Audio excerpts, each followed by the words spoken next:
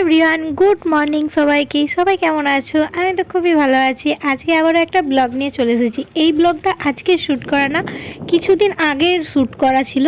দেখতে পাচ্ছ রাস্তার অবস্থা এত কাদা হয়ে গেছে এই রাস্তাগুলো, কেননা আমাদের এদিকে জল হয়েছিল, খুব বেশি না, কমই জল হয়েছিল। তারপরে ধান কাটা হয়েছে, আর এখানে একটা মাঠেতেও ধান নেই, সবই ধান কাটা হয়ে গেছে। ধান কাটা মেশিন এসেছিলো, তাই মেশিনে তো ধান কাটলে 2-1 দিনের মধ্যে কাটা হয়ে যায়। আর এক একটা মাঠে ধান আছে যেগুলো খুবই কাঁচা, দেখো এগুলো সবুজ সবুজ পাড়া, ঝড়ের জন্যে ধানগুলো কীরকমভাবে পড়ে গেছে। মেশিনে কাটতে গেলে অনেক ধান নষ্ট হয়ে যায় এইভাবে।